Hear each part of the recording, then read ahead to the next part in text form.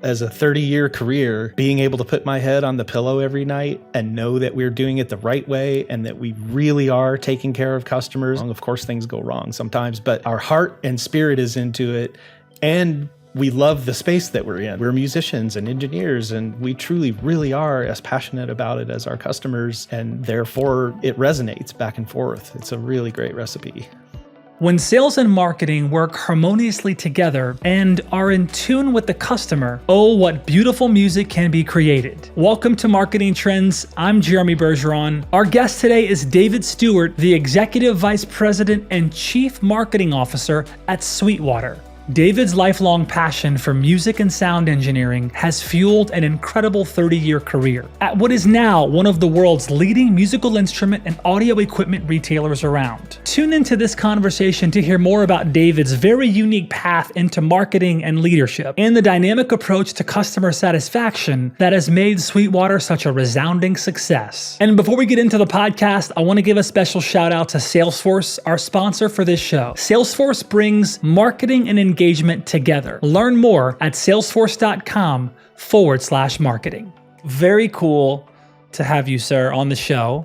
You have a very cool background. Your 30-year journey at Sweetwater is bound to be filled with some really interesting stories. So I am very honored to connect with you. I love your path kind of from music and then the technology and recording and gosh, getting into this business at such an early time, right, as at employee number 20. So these are things that excite me. What are some of the things that are kind of top of mind for you that you're like excited about right now in your role, where the company's headed? Like, what are some things that you're kind of most pumped about right now? I do like the idea that there's a lot of history here and a fabric to unwind a little bit. And there's certainly things or lessons to learn in there. In a really general sense, like just for me personally, like I like traveling. I like to know how things work. I kind of have an engineering mindset. That's my degree, actually. Never took a marketing class. So sports, and I race cars as a hobby, and photography and music. So those are the things that I really love in life. And then in the workplace, I really just try to think through everything in a sort of an operational lens. Okay. And I love that even when we think about marketing, like we've built a team of marketers who also sort of like think in engineering way, how to connect things up and do them at scale and automation and all of that. Really excited about the journey towards better personalization and more engaged kind of marketing activities. We have just a long history of producing a lot of very rich content that I believe is powerful to our brand and helpful to customers. And I'm really excited about that. And then just in terms of Sweetwater in general, we have a few new initiatives that we've been embarking on. We've added band and orchestra instruments to our repertoire in the last 6 or 8 months. And so we're in the process of spinning that up. And that's been historically, like when I got here 30 years ago, we sold basically synthesizers, keyboard-based instruments. There was a technology around that called MIDI that we could talk about, probably don't need to. And then recording equipment. And then over the years, we've added guitars and then spun that up to a big thing for us. And then later added drums and spun that up. And, some other not as big categories. And so now here comes this band and orchestra initiative, which we're excited about. So that's a big thing. And then just right now beginning to launch a used gear marketplace, which we're pretty excited about too. Something you said that I do think is interesting. I want to zero in a little bit. And you talked about, having marketers that think like engineers. And I really like that perspective. And you bring certainly an engineering mind to this because that's your background and the world that you're in. But is there any more to that you can share around kind of how your team of marketers thinks or how they solve problems or things you've noticed in maybe encouraging marketers to think like engineers? That's a really interesting, I like that. There's a few facets of it. And so one is, how do you think about the customer journey end to end, all the way through the whole cycle? And how do you wire all of that up so it makes sense? Now, that's not an exclusively engineering concept. Clearly, a lot of marketers do that type of thing. But inside of that, like we're trying to build systems around that can help either automate it or in some way make it less necessary to have manual hands-on things, and then a really good, obviously, quality experience there. We have some 50 to 60,000 products that we sell online as a retailer. And so clearly there's a lot of engineering around how we have to manage that. They are not all the same. They don't all have the same strategies behind them, so on and so forth. So how we might go out to, a Google with that type of thing, or all the various activities just around the products themselves, the content. There really is just a lot of sort of engineering kind of concepts come in there, or this idea again of really thinking at a very highly detailed level, just all the way through the whole process with all the exceptions wired in and the weird, idiosyncrasies that certain products may have. And yeah, so that's a few things. Email lists, again, it's very kind of engineering sort of mindset. Yeah. How did this love of music for you lead you to at the helm of marketing for such a really cool organization like Sweetwater? Because it seems like the through line was music for you that somehow led you into a really beautiful career, 30 years now plus there. But what was the genesis of that for you? Like, what was the thread? Well, the thread is for sure music and music production. So at a young age, I was a musician. I was playing in bands. I went on the road with bands. I got into, again, I just always have had that kind of science and engineering sort of mindset, as well as a creative side. So I got into the production parts of it, the sound, the lighting, all of that. I opened a recording studio. We were talking about that back in 1987. And that's a single person recording studio, which it was at the start. So you have an owner and an operator. Like, you have to know how everything works and how to hook it up. And then, artists come in and you have to know how their stuff works too. And so it's just a lot of technical know-how really helps that. Inside of that journey, I began to think about other ways to be employed. Like, what are some other things that I could do? And that ended up leading to working in a couple of different local music stores. So people would come in, I would help them. Here's how it works. Here's how to hook it all up. Here's how to make it go. And that was very interesting to me, the educational aspect of that. Like, I really enjoy helping people and educating them. A little bit of a longer story behind it, but the short version is one day I got a phone call from a guy that I had met in one of those local stores years ago. He was a representative for a manufacturer, and he called me up and he said, "Hey, there's this kind of interesting thing going on up in Fort Wayne, Indiana, and it made me think of you." Long story short, I met with Chuck, the founder and the owner at that time. It really was a good match. Like, it made a lot of sense. Chuck was just like me, just a few years older version of me, very geeky, into the equipment, knew a lot about the equipment, like more than you would ever think for somebody who built a business that ended up being like well over $1 billion in sales. He really understood it. I really understood it. And so I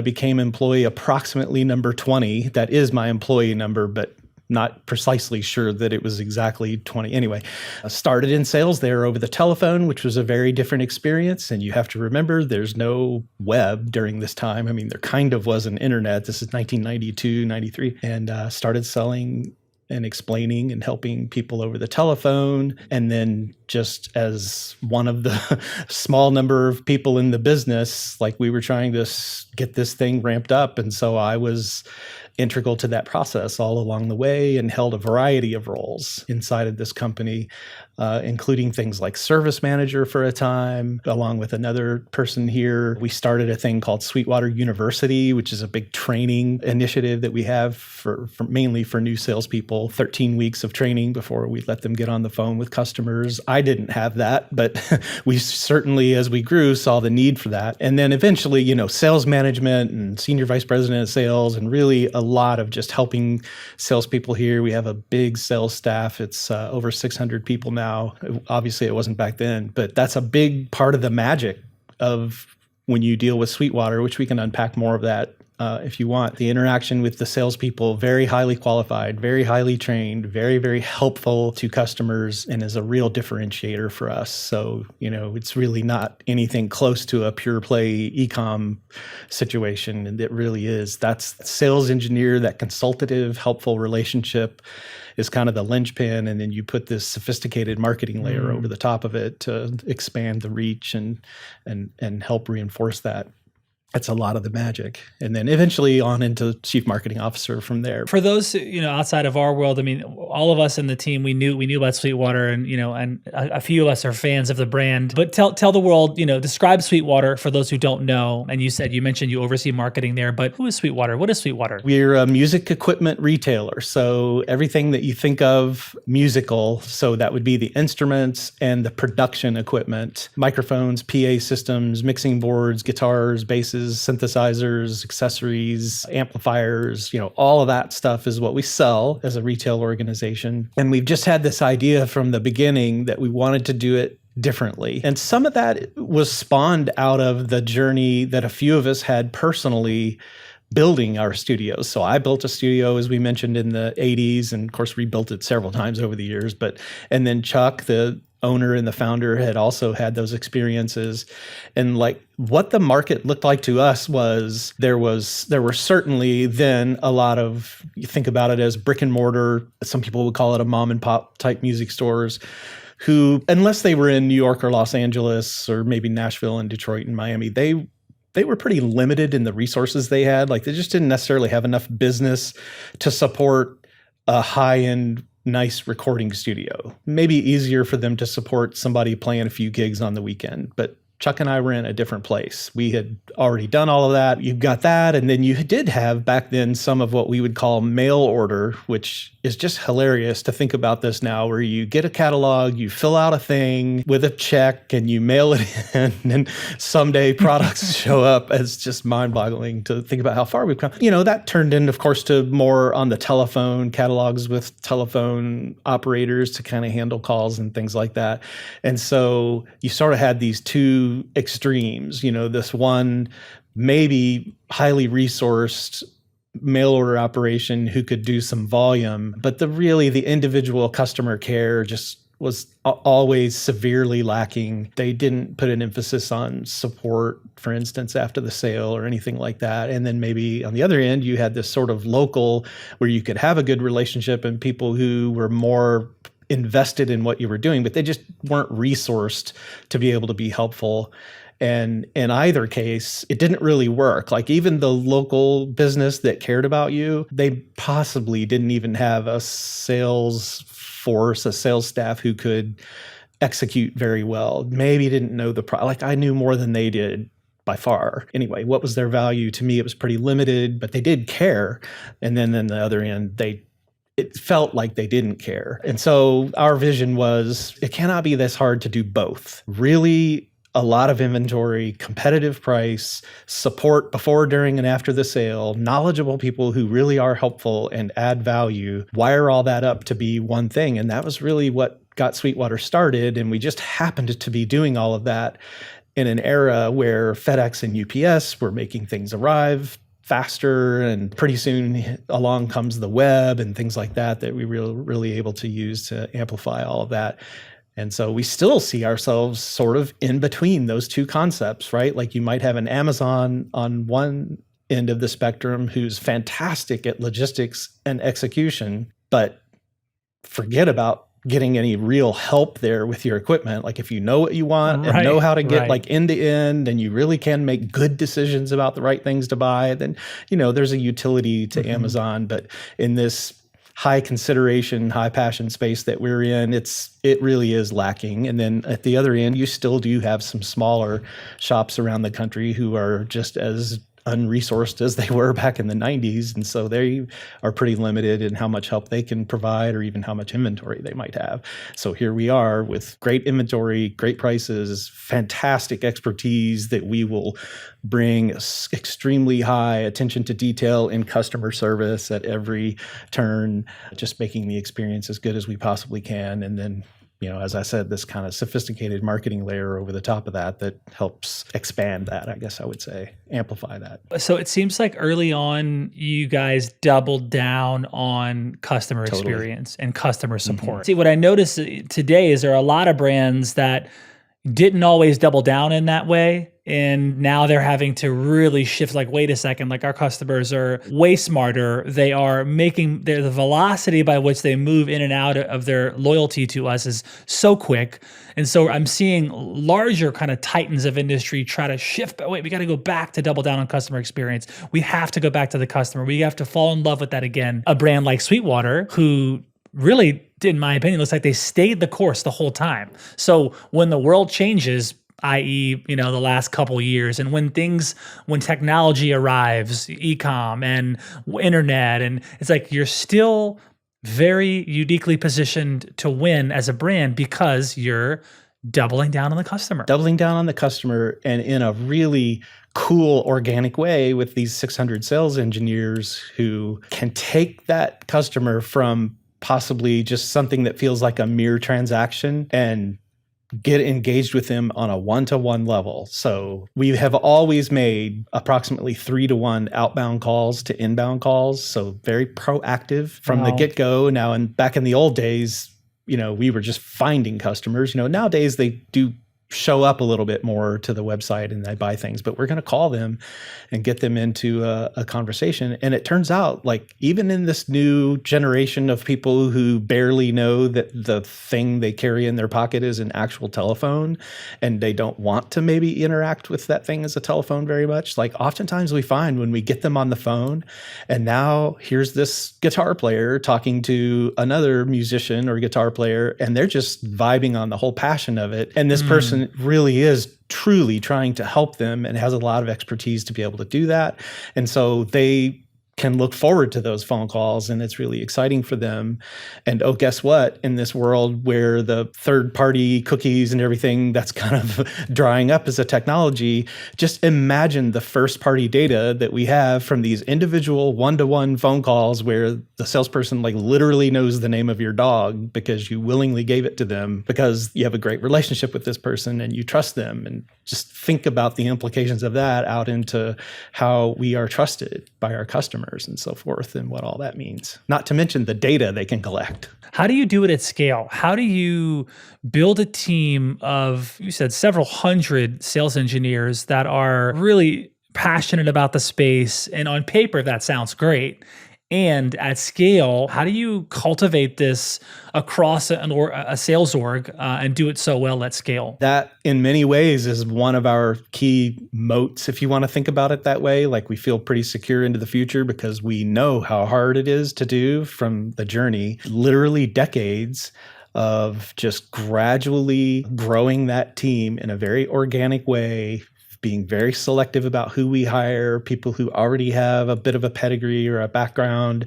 And then we put this, plug this 13 weeks of training in, and then that's not the end. They keep doing training, literally 90 minutes to 2 or 3 hours every single week of training on new products, and really do bring a lot of expertise to the table, and just one sales engineer at a time. We call them sales engineers. And I think a lot of that goes back to something that Chuck, the founder, said a number of years ago. It turns out it's very profound.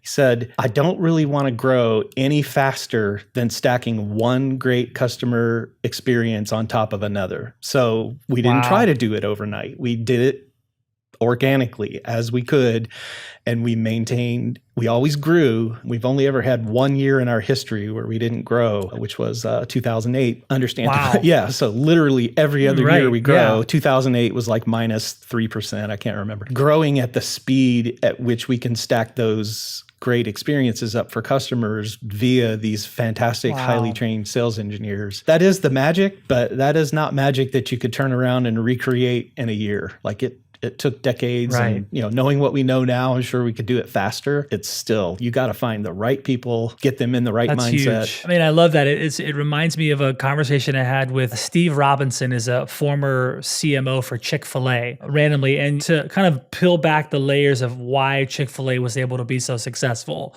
And it was like this key through line, just very similar, to Sweetwater, around not having to explosively grow. And I mean, they could have gone a lot of different directions. It was like, how do we make sure every interaction that someone has with our brand is incredible? And how do we take care of our individual, like our store managers, et cetera? And they never deviated. And so what looked like opposite thing of what other fast food chains would do, they did the opposite. They did a 180 on so many things.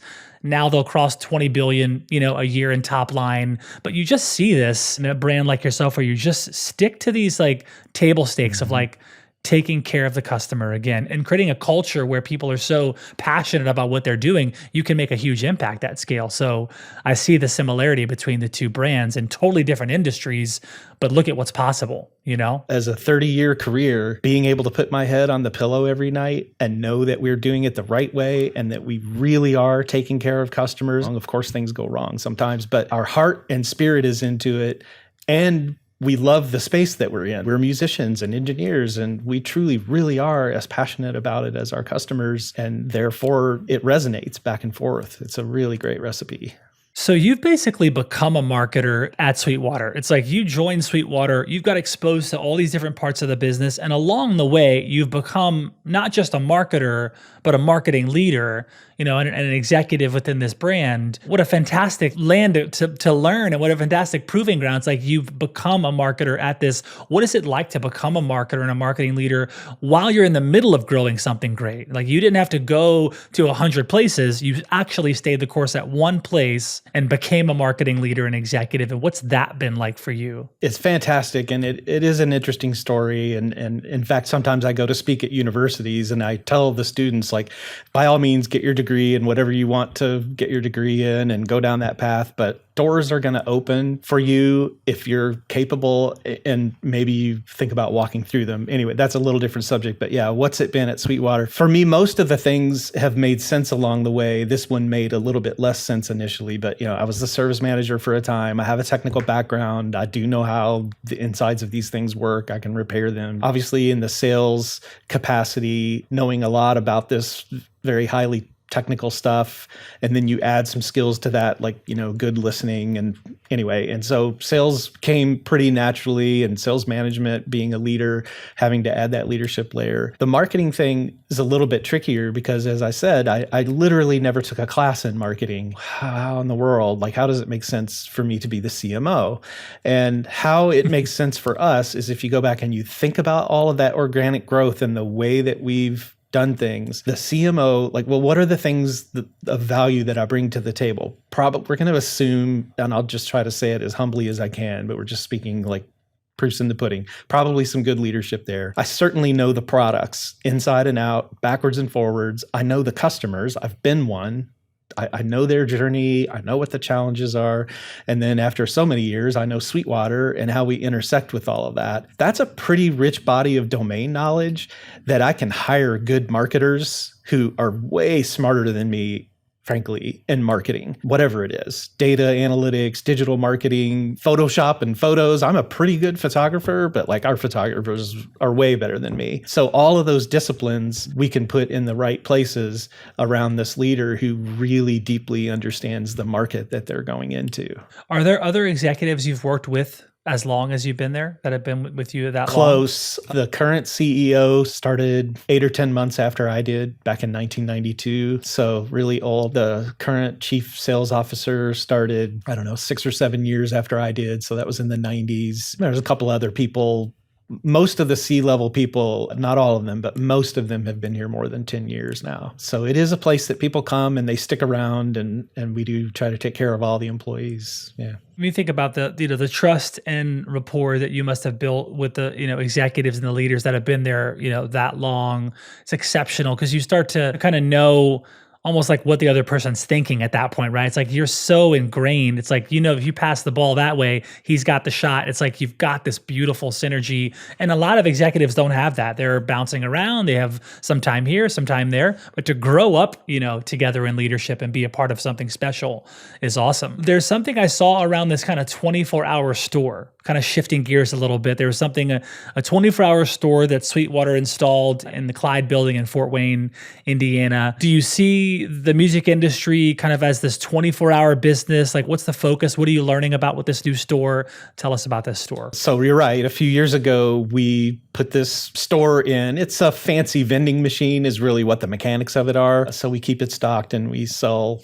some music products out of there, very small sampling of what we sell. The idea sort of spawned out of, you may remember a few years ago when the Nexus tax laws were getting ready to be changed. So rewind the tape 5 years, and most mail order places were shipping products into most states without collecting sales tax. And that's just the way the laws work. There wasn't anything funky about that. And then so we just always knew, like, boy, there's going to be a point in time where this is going to have to change. It will be interesting to see which politicians really want to take that on. And, anyway, controversial decision. So then the Nexus laws began to change and we saw that coming. And so there were a few things we did around that. But one of them was this idea of, okay, well, for sure, we don't want to try to open big brick and mortar stores all around the country. First of all, there's a couple of, pretty good sized competitors of ours that are already doing that. It's going to really dilute our ability to be able to bring the value the way we bring it, not to mention it's just the writing was already on the wall that brick and mortar stores is just a huge operational, depending upon how you want to look at it, you could be as dramatic as to say it's kind of a boat anchor to your bottom line. I don't think that's always true, but it can be. So we knew we didn't want to do that. So, hey, maybe a way to do it is have stores in the form of these vending machines, but really it was more marketing. Like if this is cool, then wow, come to sweetwater.com and 59,900 other products that you might be interested in. And so that's how that started to get off the ground. And we knew, again, the way we've done everything else, most everything else, a little bit slow to just try to get our feet underneath us and understand how it was going to work. And do we want to try to recreate this? Is the ROI going to be good enough? Then here comes COVID, and that's a whole different lens through which to think about things. And so we've just not so far taken that to the next level. Like for us, it's a chess piece. It's on the board. It may make sense to deploy it in a wide scale basis pretty soon, but we have other things that we've been working on that we think are going to have a much bigger ROI than that would. Are there any other experimental things you can share that you're up to that are exciting on the horizon? I don't know about experimental, but a couple of our big initiatives currently, I mentioned the band and orchestra instruments and this idea of a used gear marketplace, which we're launching right now. And that has been experimental for years. We have had a Craigslist style used gear place as part of Sweetwater.com literally for decades. I mean, literally going back into the 90s. Didn't get a lot of marketing, just here's this thing, mostly for sales engineers to direct customers to, like, yeah, I would love to buy that new thing, but I've got this old guitar sitting here. I need to sell it. Oh, well, hey, here's a way. So now we're really going to ramp that thing up, and it's going to be a full on with the financial transactions in the way that like an eBay or something like that works around used gear. So we're super excited about that. And a lot of work's going into that. Think of your 30-year journey at Sweetwater and think about a time when you faced like a crucial moment in your career as a leader. It's kind of a make or break situation or an opportunity. And then I want to kind of understand, like, what was that? Because to me, again, 30 years, gosh, there's so many lessons learned. I'm sure there's a couple favorite failures in there, but what's something that stick out as like a really key moment for you, if we could unpack that a little bit? So it's going to require a little vulnerability here. I actually did a stint in marketing back in the late 90s. The department, at least when I started in there, was very, very small, just a handful of people. And by the time I left, it was maybe 2 handfuls of people. What happened was, and I don't remember all of the circumstances around this now, but basically, I'll just say it this way. We ran into, air quotes, I don't know what that really means, but sort of one of those kind of gunslinger kind of marketing experts who had really done a lot of fairly amazing things, right? So a very highly credible person. So the CEO and founder decided to bring that person in. The idea was that person would run marketing, right? So, okay, well, hey, wait a minute. I thought I was running marketing, right? Many people have dealt with situations like that. But boy, that really did cause me to have a major evaluation of my life. Do I really bring value to the table as an executive or a marketing executive? And what sorts of things should I do to be that guy, kind of the more maybe linchpin and just all kinds of stuff. And I probably, like a lot of people would do, I started looking at other opportunities. I had a a variety of things that were sort of coming together. And frankly, I just didn't feel good about any of them. Like they were good on the surface. They would have been good gigs, in charge of a lot of stuff, making good money, yada, yada. But I just felt like, no, there is a special sauce here that's great. And I would hate, and I know it. I just know this stuff like the back of my hand. So let's find a way for me to add more value. Anyway, long story short, we found a role for me in the sales department as being one of what at the time were 3 sales leaders. And I just sunk my teeth into that and took those hard learned lessons of, not that I was complacent, but you really do, as a leader, have to truly bring value in every phase, like to the employees, to the customers, to the company. And so I really worked on that a lot on myself as part of that journey. And that turned out to be a great, great, fantastic thing. Like within a few years, I was the senior vice president of sales. And our sales were just growing like crazy. And there's just a lot of different kind of training and interactions with sales management that I sort of helped wire up back in the day. It was just a really great experience, and got to, as a result of making what I think was a wise decision, got to stay strapped to this rocket ship and help drive this thing to the moon. And then full circle, 6 years ago, Chuck said, "How would you like to be the chief marketing officer?" And there were some circumstances around that, but it was really another great opportunity and sort of a second time, if you will, of being in charge of that. And that's been fantastic. There's something interesting that you're saying there is just the lesson in, I think you could have been disappointed and taken that in you could have gone a whole different area. Instead, you double down, how can I, learn from this experience, double down on this. And then here we are, fast forward to all these choices you made along the way where you could have taken it personal or taken offense and said, okay, I'm sure there were moments in your 30-year career there where you might have said, I don't know, is there something else, right? I'm sure we have those moments, but yet these been key opportunities that you've said yes to, which has opened up some amazing doors. So, well, let's get into some fun lightning round questions. So let me give a quick shout out to our sponsor for the show. Salesforce brings Marketing Trends, the show, to the world. So thank you, Salesforce. And for marketers out there, when you think about marketing and engagement coming together, head over to salesforce.com/marketing. First question, can you tell us something you love about Fort Wayne, Indiana, and something you love about Louisville? So, right, I was in Louisville for many years before I came up here in 1992.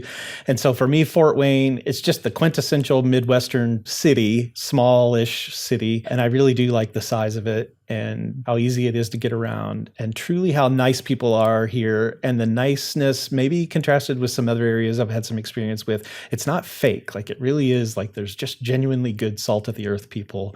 And I love that. And then with Louisville, of course, I grew up mostly in Louisville, moved there when I was pretty young. That's where all my family and friends are. And that's a great town too. It's definitely a bigger town. But for me, the main appeal to Louisville over all those years is just that's home. That's where my people are, and still have lots of friends there. Yeah. Okay. First live concert. Van Halen, 1978. Oh my God. Yeah. How about that? That's it. That's like a full stop, mic drop. Okay. We can just end the conversation right there. Van Halen, 1978. What was your last live concert? Let's see. Just saw Tears for Fears recently on this new tour. Okay, that's awesome. And then this might be a tough one, but I got to ask, last concert, first concert, what's been your best live concert? Boy, I'll tell you, that Van Halen show was amazing. I could just tell, I remember so much about it, and I could tell some great fun stories if we had time. But I will say one that really stood out to me, this was probably in the mid to late 80s somewhere, a Sting show. This was a couple of years after he'd left the Police, and got to the venue late. And I really literally said inside my head, like, why are they playing Sting recordings for a Sting concert? And of course, then I walked in and, oh no, that's the live band. It was so good. What is one life lesson you learned the hard way? I would probably go back to that experience with the marketing gig a number of years ago, like this lesson about the value of tenacity and sticking with something, not giving up, loyalty, and all of that. What's one activity that makes you lose track of time? For sure, it's music. I can sit down with a guitar or a keyboard and just look up hours later, and it feels like it was 10 minutes. If you could choose one album as a mandatory album for all high school students, which album would you choose? Boy, that is super tough. I don't know if this is the right answer, but I was just thinking about this the other day. I was listening to Boston's first album, and I just thought to myself, this is the quintessential rock album of the era. It just had all the great vocals and, Les Paul guitars through Marshall amps and great songs. And it was kind of poppy, but like it's credible to musicians. Like there's really some serious musical substance to it. And I don't know. I'd have to think more to impeach that one, and I probably could, but that's an outstanding one. What is something that you are betting on for the future? Could be like personally betting on this thing or professionally betting on this thing, but what's one thing you're betting on for the future? Probably is sort of personal, but I still bet on humanity of people are just fundamentally good and want to be connected and do good things and lift up society and culture. I just feel like we're in a time right now where there's an awful lot of squabbling and controversy and branding about being, enraged about something. And I just really want to see humanity, the good parts of humanity, rise back to the top. And I believe in that. I agree with you. Let's say you have to hypothetically, but realistically, build a marketing team from scratch tomorrow. Let's say tomorrow the whole team's gone. They've gone on to different things, and you've got to make your first hire at Sweetwater. What's the role you're hiring and why? The recruiter would be a cheat. So there's no one has said that. That's a great answer, by the way. No one has said recruiter. That's that really good. No, I think in terms of marketing discipline for a larger company, it would need to be a really good digital marketing specialist with a data analytics background who can communicate. If it was a smaller company, though, I think I would probably lean towards a salesperson almost who can communicate really effectively in writing and in other mediums. There's been a lot of brands, a growing number of brands that are exploring the potential of virtual worlds, Web3, metaverse, all the things. What do you make of this? It is really intriguing to me. I do think there's a tendency of marketers oftentimes to run to the sort of shiny new thing. And oftentimes those things end up disappointing us, or they just don't really get long-term traction. So I love the idea of the long tail of efficiency and optimization. But that is one technology that I would love to see really succeed. I would really love to see something happen that helps people have more confidence in buying online. I just think the online buying experience in many categories is still like, I'm sorry, I just want to go see it in person. And until online can overcome that, like it's going to be hindered to an extent. If you had access to a time machine, where and when would you go? I would want to see how the future is going to pan out. So some hundreds of years drop me in an area where there's commerce going on. But I will tell you, I would be so fascinated to just sit in the room, be a fly on the wall for bands when they're getting started. Boston, Led Zeppelin, Van Halen, Journey, Heart, pick one, to just be there when they were scrapping, driving around in a van, arguing over what the logo should look like or whatever it all was. Like what really happened in there at the beginning would be so cool. At this stage of your life and your career, what is success for David Stewart now? It's really about bringing value to people, to employees. Obviously, that includes customers. And those are the definitions of success that I have. I mean, I have my own personal goals and there's financial goals in there and things like that too. But in the big picture, like I just want to bring value to people. What's your favorite app on your phone? I am embarrassed, I guess, to say that if I was to go by my screen time app, my favorite app is Facebook. But it's not really my favorite app, truly. There's a little Moog synthesizer app that I have on my phone. Moog is a brand who literally dating back to the early 1970s was making synthesizers. And there's a really cool app that I can really get lost in on there. What is one skill that you think everyone should have? Truly listening with the intent to understand and not just respond. Like really getting back behind the words to the motivations and the needs that people have. I just really want to see society like get back to our humanity and so forth. So the listening is just so crucial, really a lack of true listening. If you could effortlessly pick up a new skill in a moment, what would it be? Golf. I should have started playing golf years ago and I stink on ice with golf. I'm with you there, man. It's been beating my butt for 20 years, man. And I'm still a sucker for punishment because I still go back to do it. Like I do these sports like basketball and racing cars. Of course, basketball I'm almost 59 years old. And so basketball is pretty hard. And then I get in a race car and it's like, how did I pick a hobby that's like more stressful than even my job? Golf might be stressful too, probably. And at my level of pitifulness, it really is pretty stressful. It's a great teacher for sure. It's been one of the greatest teachers for me. When I want to interview someone and hire someone, I have them just come play with me. Whether they play or not, it tells you a lot about that person, how they handle and manage disappointment, how they handle doing something well. Like I learned all that I need to know about an individual. If you just come play golf with me, just a few holes, we'll find out how well it works. You are definitely playing yourself in golf. Like you're your own worst enemy. It's a mind game for sure. Well, David, thank you so much for being here. This was a really insightful conversation. Congratulations on such a cool career in a world that I know I'm passionate of, and just being at this cool space of like music and technology and supporting the world. It's just really cool. Yeah. So thank you for being here. This was such a cool conversation. Yeah, great. Thank you. This was awesome. I appreciate it.